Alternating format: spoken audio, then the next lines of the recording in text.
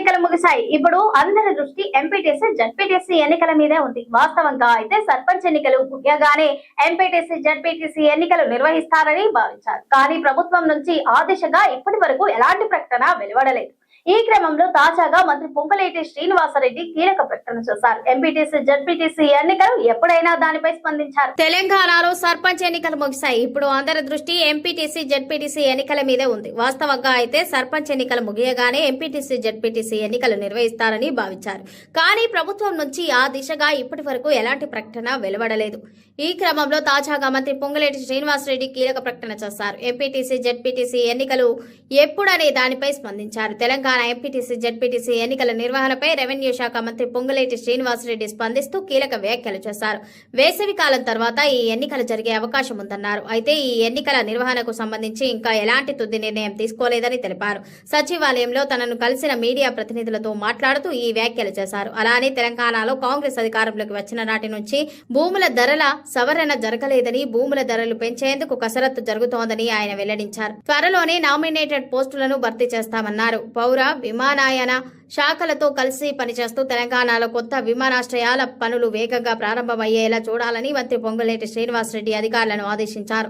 వరంగల్ విమానాశ్రయం కోసం ఇప్పటికే తెలంగాణ సర్కార్ 953 ఎకరాల భూమిని కేంద్రానికి అప్పగించినందున వీలైనంత తొందరలో వరంగల్ ఎయిర్పోర్ట్ కు శంకుస్థాపన అయ్యేలా చూడాలని అన్నారు. అలానే రక్షణ శాఖ సొంతంగా చేపట్టబోయే ఆదిలాబాద్ ఎయిర్పోర్ట్ కు సంబంధించి మాస్టర్ ప్లాన్ ను తక్షణమే సిద్ధం చేయాలని మంత్రి ఆదేశించారు. జగిత్యాల గడ్డపై బీఆర్ఎస్ పార్టీ సమర శంఖ పూరించనుంది. కాంగ్రెస్ పాలనపై మరో పోరుకు సిద్ధమవుతోంది. జగిత్యాల జిల్లా కేంద్రంలో మినీ స్టేడియంలో బహిరంగ సభ నిర్వహించేందుకు పార్టీ అన్ని రకాల ఏర్పాట్లు పూర్తి చేసింది.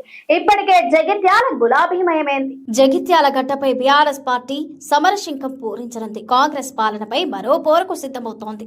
జగిత్యాల జిల్లా కేంద్రంలోని మినీ స్టేడియంలో బహిరంగ సభ నిర్వహించేందుకు పార్టీ అన్ని రకాల ఏర్పాట్లు పూర్తి చేస్తుంది. ఇప్పటికే జగిత్యాల గులాబీమయమైంది. సభకు వచ్చిన వారికి ఇబ్బందులు లేకుండా ఉండేందుకు పార్టీ అన్ని ఏర్పాట్లు చేస్తోంది. ఈ సభ వేదికగా బీఆర్ఎస్ అధినేత కేసీఆర్ ఏం మాట్లాడుతున్నారన్న ఆసక్తి ప్రజల్లో నెలకొన్నది.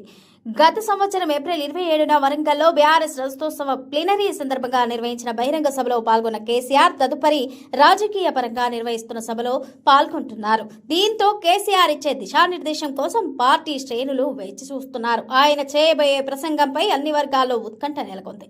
ఎన్నో విప్లవాత్మక ఉద్యమాలకు వేదికైన జగిత్యాల గడ్డ నుంచి మరో నినాదం మొదలైంది.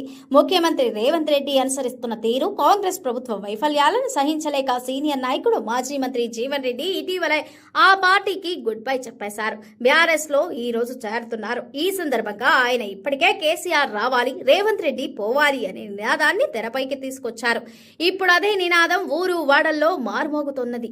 పల్లె పట్నం అన్న తేడా లేకుండా సభ కోసం తరలి వచ్చేందుకు ప్రజలు స్వచ్ఛందంగా ఏర్పాటు చేసుకుంటున్న సమావేశాల్లో ఇదే నినాదం అందరి నోట వినిపిస్తోంది. లెక్కకు మించిన హామీలు ఇచ్చిన కాంగ్రెస్ ప్రభుత్వం వాటిని అమలు చేయడంలో పూర్తిగా విఫలమైందని విశ్లేషకులు పేర్కొంటున్నారు.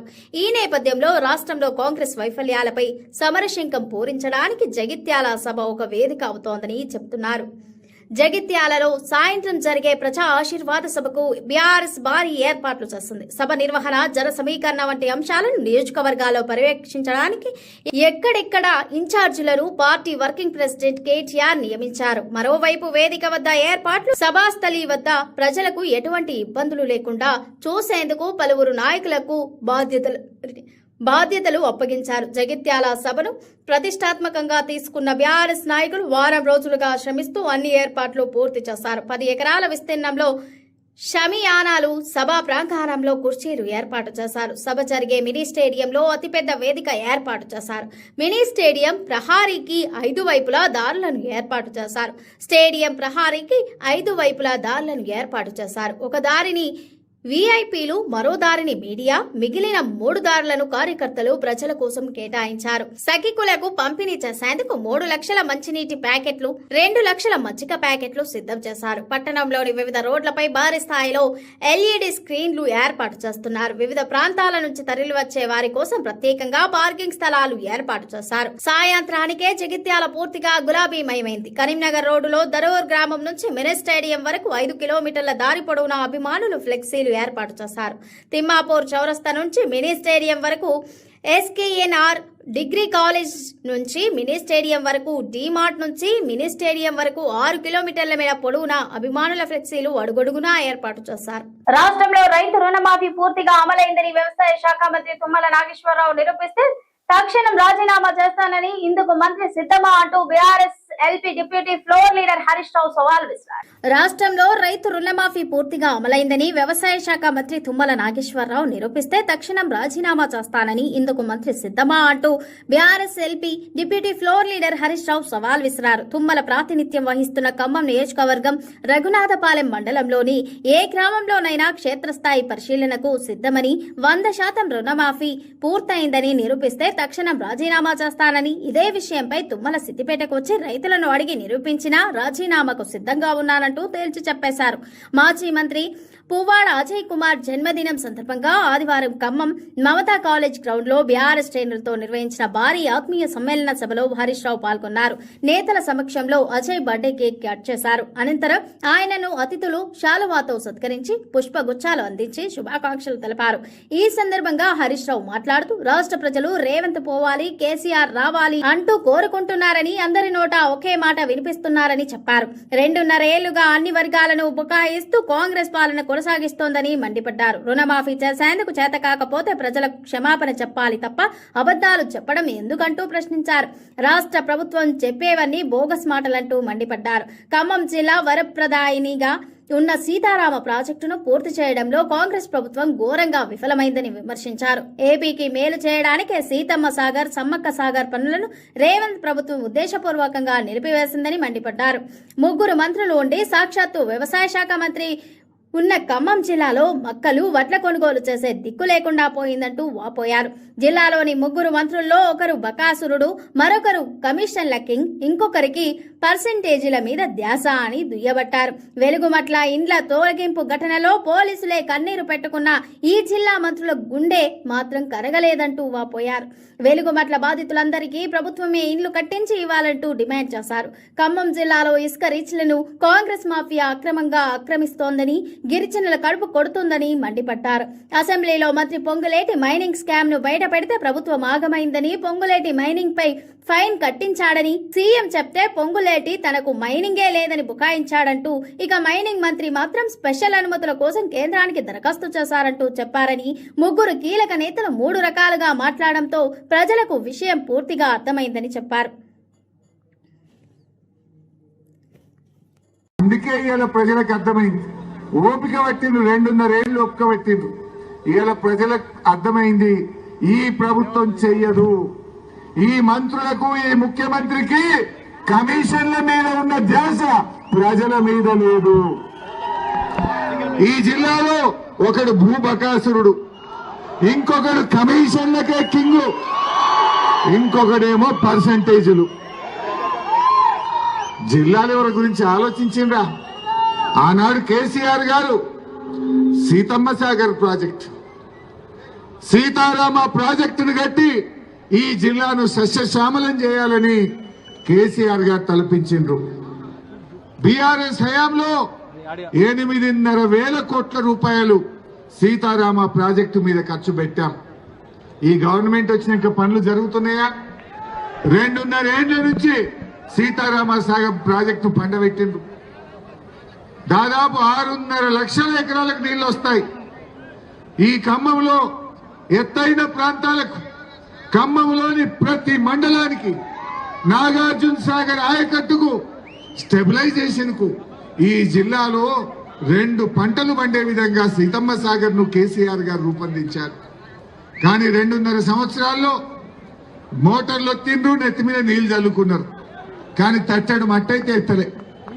టనల్ పనులు, సత్తుపల్లి టనల్ పనులు ముందుకు పోతలేవు. కొద్దిగా పని చేసుకుంటే ఈ జిల్లా అంతా కూడా సస్యశ్యామలం అవుతుంది.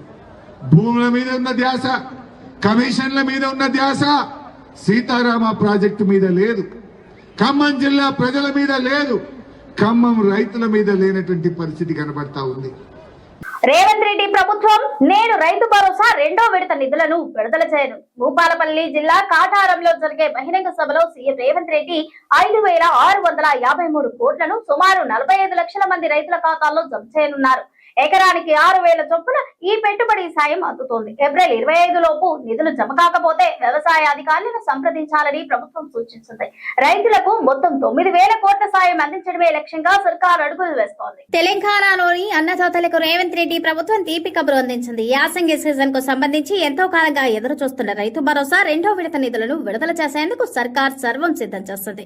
వ్యవసాయాన్ని పండుగ చేయడమే లక్ష్యంగా రైతులకు పెట్టుబడి కష్టాలు తీర్చాలన్న కృత నిశ్చయంతో ప్రభుత్వం ఈ కీలక నిర్ణయం తీసుకుంది. జయశంకర్ భూపాలపల్లి జిల్లాలోని కటారంలో నాడు బహిరంగ సభ జరగనుంది. ఈ సభ వేదికగా ముఖ్యమంత్రి రేవంత్ రెడ్డి రైతు భరోసా 2వ విడత నిధులను బటన్ నొక్కి నేరుగా రైతుల ఖాతాల్లో జమ చేయనున్నారు. ఈ విడతలో సుమారు 45,11,947 మంది రైతులు లబ్ధి పొందనున్నారు. దీనికోసం ప్రభుత్వం 5,653 కోట్లను కేటాయించింది. ఇప్పటికే మార్చి 22న సిద్దిపేట జిల్లా నర్మేటలో జరిగిన సభలో మొదటి విడతగా 3,590 కోట్లను ముఖ్యమంత్రి విడుదల చేసిన సంగతి తెలిసిందే. రైతు భరోసా పథకం కింద అర్హులైన ప్రతి రైతుకు ఎకరానికి 6,000 చొప్పున పెట్టుబడి సాయం అందుతోంది. రాష్ట్ర వ్యాప్తంగా ఉన్న 1.50 కోట్ల ఎకరాల సాగు భూమికి ఈ సాయం వర్తించనుంది. విత్తనాలు, ఎరువులు, పురుగుల మందులు, వ్యవసాయ యంత్రాల కొనుగోలుకు ఈ నగదు ఎంతో ఆసరాగా నిలుస్తోందని వ్యవసాయ శాఖ అధికారులు ధీమా వ్యక్తం చేస్తున్నారు. 3 విడతల్లో కలిపి మొత్తం 9,000 కోట్లను అన్నదాతల ఖాతాల్లోకి చేరవేయాలని ప్రభుత్వం లక్ష్యంగా పెట్టుకుంది. రైతుల ఖాతాల్లోకి నిధులు విడతల వారీగా జమ అవుతున్నాయి. ఒకవేళ ఏప్రిల్ 25వ తేదీలోపు మీ ఖాతాలో డబ్బులు జమ కానట్లయితే రైతులు ఆందోళన చేయాల్సిన అవసరం లేదు. వెంటనే సంబంధిత మండల వ్యవసాయ అధికారులను సంప్రదించి తమ వివరాలను సరిచూసుకోవాల్సి ప్రభుత్వం సూచించింది.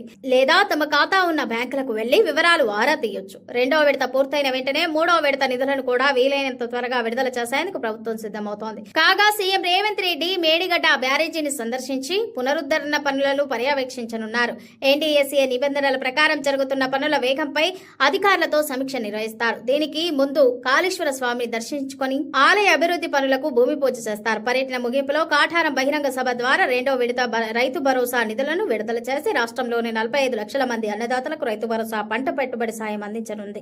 కొత్త పార్టీ పెట్టక ముందే కల్వకుంట్ల కవిత వద్దకు నేతలు చేరుకుంటున్నారు. తాజాగా మాజీ ఎమ్మెల్యే రాథోడ్ బాపురావు జాగృతిలో చేరారు. ఇక మరో మాజీ ఎమ్మెల్యే కవితతో భేటీ అయి చర్చించారు. మరోవైపు ఇప్పటికే పార్టీ ఏర్పాటుతైందని ప్రకటించింది. ఆ దిశగా కీలక అడుగులు వేస్తున్న కవితకు ఇలా నేతలు పార్టీలో చేరడం సరికొత్త ఉత్సాహాన్ని ఇస్తోంది. తెలంగాణ జాగృతి అధ్యక్షురాలు కల్వకుంట్ల కవిత తన కొత్త పార్టీ ఏర్పాటు ప్రక్రియలో తలమునకలై ఉన్నారు.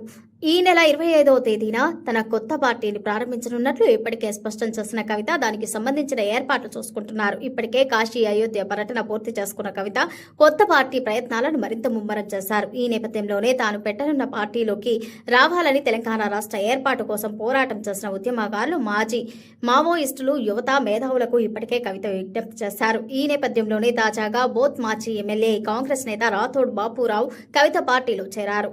నాడు తన అనుచరులతో కలిసి హైదరాబాద్ జాగృతి రాష్ట్ర కార్యాలయంలో జాగృతి కండువా కప్పి కవిత తన పార్టీలోకి ఆహ్వానించారు. ఈ సందర్భంగా స్పందించిన కవిత రాష్ట్ర సాధన కోసం పనిచేసిన నేతలంతా ఇప్పుడు తెలంగాణ అభివృద్ధి కోసం కలిసి రావాలని పిలుపునిచ్చారు. తెలంగాణ ప్రజలకు సేవ చేసేందుకు అడ్డంకిగా ఉన్న పార్టీలను వదిలేసి రాష్ట్రంలో కొత్త రాజకీయ శక్తిగా ఎదగనున్న జాగృతిలో చేరాలని విజ్ఞప్తి చేశారు. 2007లో కుటుంబంతో సహా తాను బోధ్ కు వెళ్లి అక్కడి ఆదివాసీలు, గిరిజనుల కోసం ప్రత్యేక వైద్య శిబిరాలు ఏర్పాటు చేయించనున్నారు. వాన పడితే ఆదివాసీ గూడాలు మన్యం జర పీడితులతో నిండి ఉండేదని, ఆ పరిస్థితి నుంచి మార్పు రావాలని, తెలంగాణ సాధించుకోవాలని అందరం ఐక్యంగా ఉద్యమించామని గుర్తు చేశారు. ఏ స్పిరిట్ తో రాష్ట్ర సాధన కోసం ఉద్యమించామో ఇప్పుడు రాష్ట్ర పునర్నిర్మాణం కోసం అదే స్ఫూర్తితో పనిచేయాల్సి ఉంటుందన్నారు. తెలంగాణ జాగృతి నుంచే రాథోడ్ బాపురావు బీఆర్ఎస్ లో చేరి 2 సార్లు ఎమ్మెల్యేగా గెలిచారని గుర్తు చేసిన కవిత ఇప్పుడు తిరిగి జాగృతిలోకి వచ్చినట్లు తెలిపారు.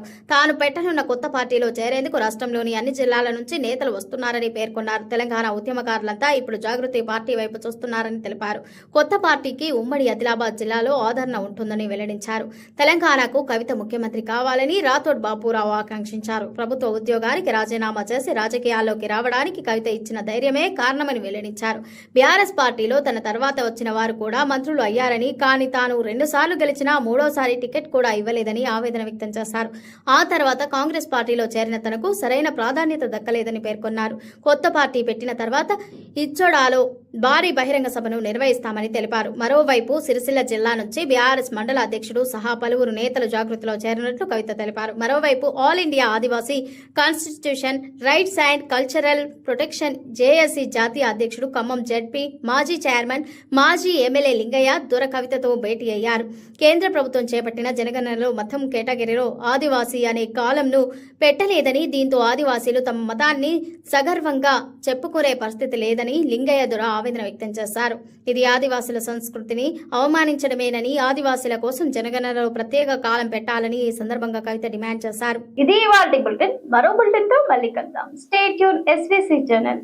Welcome to SVC channel. తెలంగాణలో సర్పంచ్ ఎన్నికలు ముగిశాయి. ఇప్పుడు అందరి దృష్టి ఎంపీటీసీ జడ్పీటీసీ ఎన్నికల మీదే ఉంది. వాస్తవంగా అయితే సర్పంచ్ ఎన్నికలు ముగియగానే ఎంపీటీసీ జడ్పీటీసీ ఎన్నికలు నిర్వహిస్తారని భావించారు. కానీ ప్రభుత్వం నుంచి ఆ దిశగా ఇప్పటి వరకు ఎలాంటి ప్రకటన వెలువడలేదు.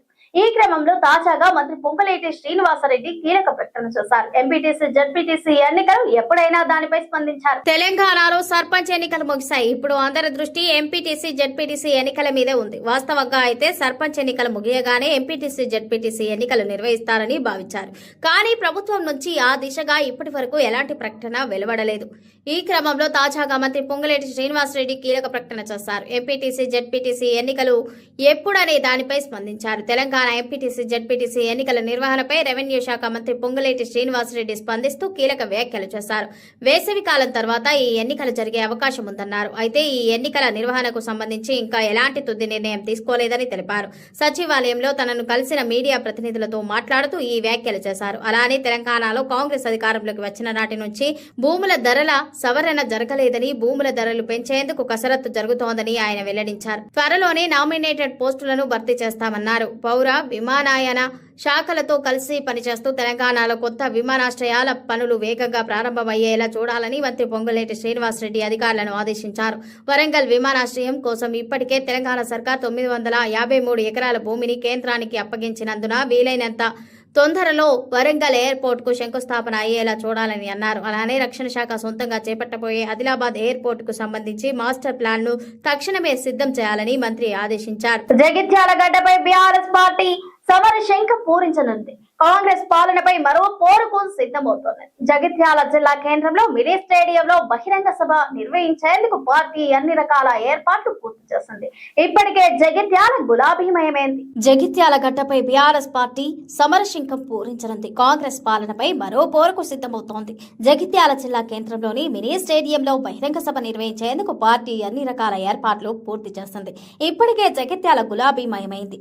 సభకు వచ్చిన వారికి ఇబ్బందులు లేకుండా ఉండేందుకు పార్టీ అన్ని ఏర్పాట్లు చేస్తోంది. ఈ సభ వేదికగా బీఆర్ఎస్ అధినేత కేసీఆర్ ఏం మాట్లాడుతున్నారన్న ఆసక్తి ప్రజల్లో నెలకొన్నది. గత సంవత్సరం ఏప్రిల్ 27న వరంగల్లో బీఆర్ఎస్ రజతోత్సవ ప్లీనరీ సందర్భంగా నిర్వహించిన బహిరంగ సభలో పాల్గొన్న కేసీఆర్ తదుపరి రాజకీయ పరంగా నిర్వహిస్తున్న సభలో పాల్గొంటున్నారు. దీంతో కేసీఆర్ ఇచ్చే దిశానిర్దేశం కోసం పార్టీ శ్రేణులు వేచి చూస్తున్నారు. ఆయన చేయబోయే ప్రసంగంపై అన్ని వర్గాల్లో ఉత్కంఠ నెలకొంది. ఎన్నో విప్లవాత్మక ఉద్యమాలకు వేదికైన జగిత్యాల గడ్డ నుంచి మరో నినాదం మొదలైంది.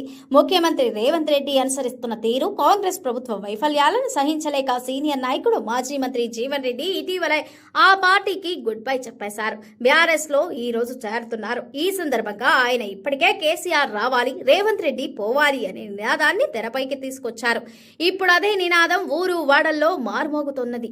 పల్లె పట్నం అన్న తేడా లేకుండా సభ కోసం తరలి వచ్చేందుకు ప్రజలు స్వచ్ఛందంగా ఏర్పాటు చేసుకుంటున్న సమావేశాల్లో ఇదే నినాదం అందరి నోటా వినిపిస్తోంది. లెక్కకు మించిన హామీలు ఇచ్చిన కాంగ్రెస్ ప్రభుత్వం వాటిని అమలు చేయడంలో పూర్తిగా విఫలమైందని విశ్లేషకులు పేర్కొంటున్నారు. ఈ నేపథ్యంలో రాష్ట్రంలో కాంగ్రెస్ వైఫల్యాలపై సమరశంఖం పూరించడానికి జగిత్యాల సభ ఒక వేదిక అవుతోందని చెబుతున్నారు. జగిత్యాలలో సాయంత్రం జరిగే ప్రజా ఆశీర్వాద సభకు బీఆర్ఎస్ భారీ ఏర్పాట్లు చేస్తుంది. సభ నిర్వహణ, జన సమీకరణ వంటి అంశాలను నియోజకవర్గాల్లో పర్యవేక్షించడానికి ఎక్కడెక్కడ ఇన్ఛార్జీలను పార్టీ వర్కింగ్ ప్రెసిడెంట్ కేటీఆర్ నియమించారు. మరోవైపు వేదిక వద్ద ఏర్పాట్లు, సభాస్థలి వద్ద ప్రజలకు ఎటువంటి ఇబ్బందులు లేకుండా చూసేందుకు పలువురు నాయకులకు బాధ్యతలు అప్పగించారు. జగిత్యాల సభను ప్రతిష్టాత్మకంగా తీసుకున్న బీఆర్ఎస్ నాయకులు వారం రోజులుగా శ్రమిస్తూ అన్ని ఏర్పాట్లు పూర్తి చేశారు. 10 ఎకరాల విస్తీర్ణంలో షమియానాలు సభా ప్రాంగణంలో కుర్చీలు ఏర్పాటు చేశారు. సభ జరిగే మినీ స్టేడియంలో అతిపెద్ద వేదిక ఏర్పాటు చేశారు. మినీ స్టేడియం ప్రహారీకి 5 వైపులా దారులను ఏర్పాటు చేశారు. స్టేడియం ప్రహారీకి 5 వైపులా దారులను ఏర్పాటు చేశారు. ఒక దారిని వీఐపీలు, మరో దారిని మీడియా, మిగిలిన 3 దారులను కార్యకర్తలు ప్రజల కోసం కేటాయించారు. సఖికులకు పంపిణీ చేసేందుకు 3 లక్షల మంచినీటి ప్యాకెట్లు, 2 లక్షల మజ్జిగ ప్యాకెట్లు సిద్ధం చేశారు. పట్టణంలోని వివిధ రోడ్లపై భారీ స్థాయిలో ఎల్ఈడి స్క్రీన్లు ఏర్పాటు చేస్తున్నారు. వివిధ ప్రాంతాల నుంచి తరలివచ్చే వారి కోసం ప్రత్యేకంగా పార్కింగ్ స్థలాలు ఏర్పాటు చేశారు. సాయంత్రానికే జగిత్యాల పూర్తిగా గులాబీమయమైంది. కరీంనగర్ రోడ్డులో దరూర్ గ్రామం నుంచి మినీ స్టేడియం వరకు 5 కిలోమీటర్ల దారి పొడవునా అభిమానులు ఫ్లెక్సీలు ఏర్పాటు చేశారు.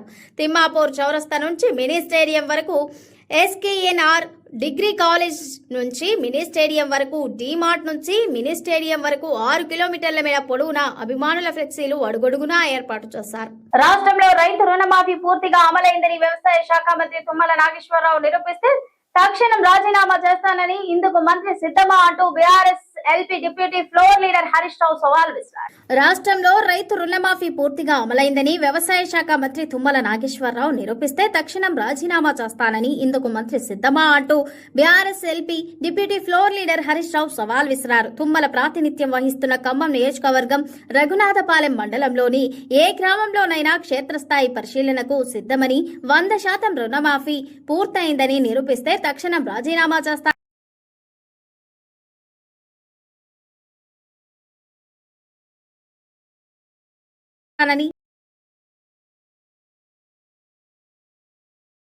ఇదే విషయంపై తుమ్మల సిద్దిపేటకు వచ్చి రైతులను అడిగి నిరూపించినా రాజీనామాకు సిద్ధంగా ఉన్నానంటూ తేల్చి చెప్పేశారు. మాజీ మంత్రి పువ్వాడ అజయ్ కుమార్ జన్మదినం సందర్భంగా ఆదివారం ఖమ్మం మమతా కాలేజ్ గ్రౌండ్ లో బీఆర్ఎస్ శ్రేణులతో నిర్వహించిన భారీ ఆత్మీయ సమ్మేళన సభలో హరీష్ రావు పాల్గొన్నారు. నేతల సమక్షంలో అజయ్ బర్త్డే కేక్ కట్ చేశారు. అనంతరం ఆయనను అతిథులు శాలువాతో సత్కరించి పుష్పగుచ్చాలు అందించి శుభాకాంక్షలు తెలిపారు. ఈ సందర్భంగా హరీష్ రావు మాట్లాడుతూ రాష్ట్ర ప్రజలు రేవంత్ పోవాలి, కేసీఆర్ రావాలి అంటూ కోరుకుంటున్నారని, అందరి నోట ఒకే మాట వినిపిస్తున్నారని చెప్పారు. 2.5 ఏళ్లుగా అన్ని వర్గాలను బుకాయిస్తూ కాంగ్రెస్ పాలన కొనసాగిస్తోందని మండిపడ్డారు. రుణమాఫీ చేసేందుకు చేత కాకపోతే ప్రజలకు క్షమాపణ చెప్పాలి తప్ప అబద్దాలు చెప్పడం ఎందుకంటూ ప్రశ్నించారు. రాష్ట్ర ప్రభుత్వం చెప్పేవన్నీ బోగస్ మాటలంటూ మండిపడ్డారు. ఖమ్మం జిల్లా వరప్రదాయినిగా ఉన్న సీతారామ ప్రాజెక్టును పూర్తి చేయడంలో కాంగ్రెస్ ప్రభుత్వం ఘోరంగా విఫలమైందని విమర్శించారు. ఏపీకి మేలు చేయడానికే సీతమ్మ సాగర్, సమ్మక్క సాగర్ పనులను రేవంత్ ప్రభుత్వం ఉద్దేశపూర్వకంగా నిలిపివేసిందని మండిపడ్డారు. 3 మంత్రులు ఉండి సాక్షాత్తు వ్యవసాయ శాఖ మంత్రి ఉన్న ఖమ్మం జిల్లాలో మక్కలు, వడ్ల కొనుగోలు చేసే దిక్కు లేకుండా పోయిందంటూ వాపోయారు. జిల్లాలోని 3 మంత్రుల్లో ఒకరు బకాసురుడు, మరొకరు కమిషన్ల కింగ్, ఇంకొకరికి పర్సెంటేజీల మీద ధ్యాస అని దుయ్యబట్టారు. వెలుగుమట్ల ఇండ్ల తొలగింపు ఘటనలో పోలీసులే కన్నీరు పెట్టుకున్న ఈ జిల్లా మంత్రుల గుండె మాత్రం కరగలేదంటూ వాపోయారు.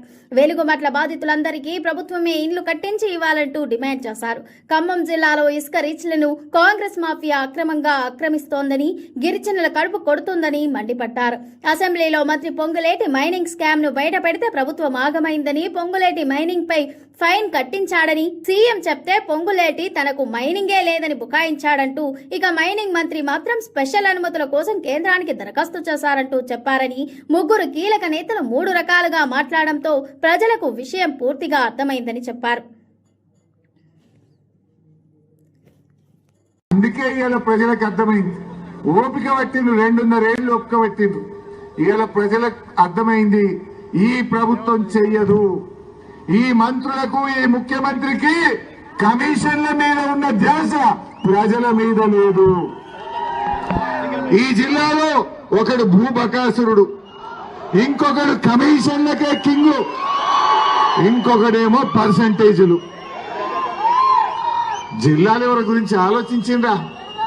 ఆనాడు కేసీఆర్ గారు సీతమ్మ సాగర్ ప్రాజెక్ట్, సీతారామ ప్రాజెక్టును కట్టి ఈ జిల్లాను సస్యశ్యామలం చేయాలని కేసీఆర్ గారు తలపించిండ్రు. బీఆర్ఎస్ హయాంలో 8.5 కోట్ల రూపాయలు సీతారామ ప్రాజెక్టు మీద ఖర్చు పెట్టాం. ఈ గవర్నమెంట్ వచ్చినాక పనులు జరుగుతున్నాయా? 2.5 ఏళ్ల నుంచి సీతారామ సాగర్ ప్రాజెక్టు పండబెట్టిండ్రు. దాదాపు 6.5 లక్షల ఎకరాలకు నీళ్లు వస్తాయి. ఈ ఖమ్మంలో ఎత్తైన ప్రాంతాలకు, ఖమ్మంలోని ప్రతి మండలానికి, నాగార్జున సాగర్ ఆయకట్టుకు, స్టెబిలైజేషన్ కు ఈ జిల్లాలో 2 పంటలు పండే విధంగా సీతమ్మ సాగర్ ను కేసీఆర్ గారు రూపొందించారు. కానీ 2.5 సంవత్సరాల్లో మోటార్లు తిండ్రు, నెత్తి మీద నీళ్లు చల్లుకున్నారు. కానీ తట్టడు మట్టయితే ఎత్తలే. టనల్ పనులు, సత్తుపల్లి టనల్ పనులు ముందుకు పోతలేవు. కొద్దిగా పని చేసుకుంటే ఈ జిల్లా అంతా కూడా సస్యశ్యామలం అవుతుంది. భూముల మీద ఉన్న ధ్యాస, కమిషన్ల మీద ఉన్న ధ్యాస సీతారామ ప్రాజెక్టు మీద లేదు. ఖమ్మం జిల్లా ప్రజల మీద లేదు. ఖమ్మం రైతుల మీద లేనటువంటి పరిస్థితి కనబడతా ఉంది. రేవంత్ రెడ్డి ప్రభుత్వం నేడు రైతు భరోసా 2వ విడత నిధులను విడుదల చేయను. భూపాలపల్లి జిల్లా కాటారంలో జరిగే బహిరంగ సభలో సీఎం రేవంత్ రెడ్డి 5,653 కోట్లను సుమారు 45 లక్షల మంది రైతుల ఖాతాల్లో జమ చేయనున్నారు. ఎకరానికి 6,000 చొప్పున ఈ పెట్టుబడి సాయం అందుతోంది. ఏప్రిల్ 25 లోపు నిధులు జమ కాకపోతే వ్యవసాయ అధికారులను సంప్రదించాలని ప్రభుత్వం సూచించింది. రైతులకు మొత్తం 9,000 కోట్ల సాయం అందించడమే లక్ష్యంగా సర్కార్ అడుగులు వేస్తోంది. తెలంగాణలోని అన్నదాతలకు రేవంత్ రెడ్డి ప్రభుత్వం తీపి కబురు అందించింది. యాసంగి సీజన్ కు సంబంధించి ఎంతో కాలంగా ఎదురు చూస్తున్న రైతు భరోసా 2వ విడత నిధులను విడుదల చేసేందుకు సర్కార్ సర్వం సిద్ధం చేస్తుంది. వ్యవసాయాన్ని పండుగ చేయడమే లక్ష్యంగా రైతులకు పెట్టుబడి కష్టాలు తీర్చాలన్న కృత నిశ్చయంతో ప్రభుత్వం ఈ కీలక నిర్ణయం తీసుకుంది. జయశంకర్ భూపాలపల్లి జిల్లాలోని కటారంలో నాడు బహిరంగ సభ జరగనుంది. ఈ సభ వేదికగా ముఖ్యమంత్రి రేవంత్ రెడ్డి రైతు భరోసా 2వ విడత నిధులను బటన్ నొక్కి నేరుగా రైతుల ఖాతాల్లో జమ చేయనున్నారు.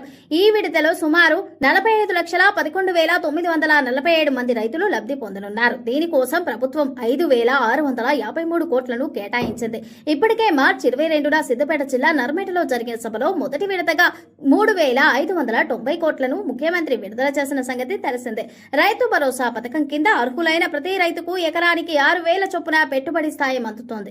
రాష్ట్ర వ్యాప్తంగా ఉన్న 1.50 కోట్ల ఎకరాల సాగు భూమికి ఈ సాయం వర్తించనుంది. విత్తనాలు, ఎరువులు, పురుగుల మందులు, వ్యవసాయ యంత్రాల కొనుగోలుకు ఈ నగదు ఎంతో ఆసరాగా నిలుస్తోందని వ్యవసాయ శాఖ అధికారులు ధీమా వ్యక్తం చేస్తున్నారు.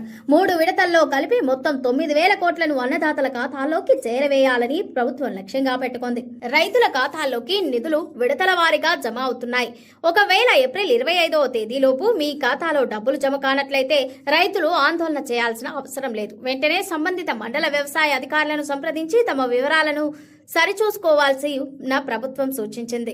లేదా తమ ఖాతా ఉన్న బ్యాంకులకు వెళ్లి వివరాలు ఆరా తీయొచ్చు. 2వ విడత పూర్తయిన వెంటనే 3వ విడత నిధులను కూడా వీలైనంత త్వరగా విడుదల చేసేందుకు ప్రభుత్వం సిద్ధమవుతోంది. కాగా సీఎం రేవంత్ రెడ్డి మేడిగడ్డ బ్యారేజీని సందర్శించి పునరుద్ధరణ పనులను పర్యవేక్షించనున్నారు. ఎన్డీఏసీ నిబంధనల ప్రకారం జరుగుతున్న పనుల వేగంపై అధికారులతో సమీక్ష నిర్వహిస్తారు. దీనికి ముందు కాళేశ్వర స్వామిని దర్శించుకుని ఆలయ అభివృద్ధి పనులకు భూమి పూజ చేస్తారు. పర్యటన ముగింపులో కాటారం బహిరంగ సభ ద్వారా 2వ విడత రైతు భరోసా నిధులను విడుదల చేసి రాష్ట్రంలోని 45 లక్షల మంది అన్నదాతలకు రైతు భరోసా పంట పెట్టుబడి సాయం అందించనుంది. కొత్త పార్టీ పెట్టక ముందే కల్వకుంట్ల కవిత వద్దకు నేతలు చేరుకుంటున్నారు. తాజాగా మాజీ ఎమ్మెల్యే రాథోడ్ బాపురావు జాగృతిలో చేరారు. ఇక మరో మాజీ ఎమ్మెల్యే కవితతో భేటీ అయి చర్చించారు. మరోవైపు ఇప్పటికే పార్టీ ఏర్పాటు తేదీని ప్రకటించింది. ఆ దిశగా కీలక అడుగులు వేస్తున్న కవితకు ఇలా నేతలు పార్టీలో చేరడం సరికొత్త ఉత్సాహాన్ని ఇస్తోంది. తెలంగాణ జాగృతి అధ్యక్షురాలు కల్వకుంట్ల కవిత తన కొత్త పార్టీ ఏర్పాటు ప్రక్రియలో తలమునకలై ఉన్నారు. ఈ నెల 25వ తేదీన తన కొత్త పార్టీని ప్రారంభించనున్నట్లు ఇప్పటికే స్పష్టం చేసిన కవిత దానికి సంబంధించిన ఏర్పాట్లు చూసుకుంటున్నారు. ఇప్పటికే కాశీ, అయోధ్య పర్యటన పూర్తి చేసుకున్న కవిత కొత్త పార్టీ ప్రయత్నాలను మరింత ముమ్మరం చేశారు. ఈ నేపథ్యంలోనే తాను పెట్టనున్న పార్టీలోకి రావాలని తెలంగాణ రాష్ట్ర ఏర్పాటు కోసం పోరాటం చేసిన ఉద్యమకారులు, మాజీ మావోయిస్టులు, యువత, మేధావులకు ఇప్పటికే కవిత విజ్ఞప్తి చేశారు. ఈ నేపథ్యంలోనే తాజాగా బోత్ మాజీ ఎమ్మెల్యే కాంగ్రెస్ నేత రాథోడ్ బాపురావు కవిత పార్టీలో చేరారు. నాడు తన అనుచరులతో కలిసి హైదరాబాద్ జాగృతి రాష్ట్ర కార్యాలయంలో జాగృతి కండువా కప్పి కవిత తన పార్టీలోకి ఆహ్వానించారు. ఈ సందర్భంగా స్పందించిన కవిత రాష్ట్ర సాధన కోసం పనిచేసిన నేతలంతా ఇప్పుడు తెలంగాణ అభివృద్ధి కోసం కలిసి రావాలని పిలుపునిచ్చారు. తెలంగాణ ప్రజలకు సేవ చేసేందుకు అడ్డంకిగా ఉన్న పార్టీలను వదిలేసి రాష్ట్రంలో కొత్త రాజకీయ శక్తిగా ఎదగనున్న జాగృతిలో చేరాలని విజ్ఞప్తి చేశారు. 2007లో కుటుంబంతో సహా తాను బోధ్ కు వెళ్లి అక్కడి ఆదివాసీలు, గిరిజనుల కోసం ప్రత్యేక వైద్య శిబిరాలు ఏర్పాటు చేయించనున్నారు. వాన పడితే ఆదివాసీ గూడాలు మన్నెం జర పీడితులతో నిండి ఉండేదని, ఆ పరిస్థితి నుంచి మార్పు రావాలని, తెలంగాణ సాధించుకోవాలని అందరం ఐక్యంగా ఉద్యమించామని గుర్తు చేశారు. ఏ స్పిరిట్ తో రాష్ట్ర సాధన కోసం ఉద్యమించామో ఇప్పుడు రాష్ట్ర పునర్నిర్మాణం కోసం అదే స్ఫూర్తితో పనిచేయాల్సి ఉంటుందన్నారు. తెలంగాణ జాగృతి నుంచే రాథోడ్ బాపురావు బీఆర్ఎస్ లో చేరి 2 సార్లు ఎమ్మెల్యేగా గెలిచారని గుర్తు చేసిన కవిత ఇప్పుడు తిరిగి జాగృతిలోకి వచ్చినట్లు తెలిపారు. తాను పెట్టనున్న కొత్త పార్టీలో చేరేందుకు రాష్ట్రంలోని అన్ని జిల్లాల నుంచి నేతలు వస్తున్నారని పేర్కొన్నారు. తెలంగాణ ఉద్యమకారులంతా ఇప్పుడు జాగృతి పార్టీ వైపు చూస్తున్నారని తెలిపారు. కొత్త పార్టీకి ఉమ్మడి ఆదిలాబాద్ జిల్లాలో ఆదరణ ఉంటుందని వెల్లడించారు. తెలంగాణకు కవిత ముఖ్యమంత్రి కావాలని రాథోడ్ బాపురావు ఆకాంక్షించారు. ప్రభుత్వ ఉద్యోగానికి రాజీనామా చేసి రాజకీయాల్లోకి రావడానికి కవిత ఇచ్చిన ధైర్యమే కారణమని వెల్లడించారు. బీఆర్ఎస్ పార్టీలో తన తర్వాత వచ్చిన వారు కూడా మంత్రులు అయ్యారని, కానీ తాను 2 సార్లు గెలిచినా 3వసారి టికెట్ కూడా ఇవ్వలేదని ఆవేదన వ్యక్తం చేశారు.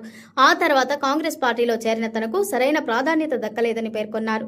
కొత్త పార్టీ పెట్టిన తర్వాత ఇచ్చోడాలో భారీ బహిరంగ సభను నిర్వహిస్తామని తెలిపారు. మరోవైపు సిరిసిల్ల జిల్లా నుంచి బీఆర్ఎస్ మండల అధ్యక్షుడు సహా పలువురు నేతలు జాగృతిలో చేరినట్లు కవిత తెలిపారు. మరోవైపు all India Adivasi constitution rights and cultural protection JAC జాతీయ అధ్యక్షుడు ఖమ్మం జెడ్పీ మాజీ చైర్మన్ మాజీ ఎమ్మెల్యే లింగయ్య దొర కవితతో భేటీ అయ్యారు. కేంద్ర ప్రభుత్వం చేపట్టిన జనగణనలో మతం కేటగిరీలో ఆదివాసీ అనే కాలంను పెట్టలేదని, దీంతో ఆదివాసీలు తమ మతాన్ని సగర్వంగా చెప్పుకునే పరిస్థితి లేదని లింగయ్య దొర ఆవేదన వ్యక్తం చేశారు. ఇది ఆదివాసుల సంస్కృతిని అవమానించడమేనని, ఆదివాసుల కోసం జనగణనలో ప్రత్యేక కాలం పెట్టాలని ఈ సందర్భంగా కవిత డిమాండ్ చేశారు. ఇది ఇవాల్టి బులెటిన్. మరో బులెటిన్ తో మళ్ళీ కలుద్దాం. Stay tune SVC channel.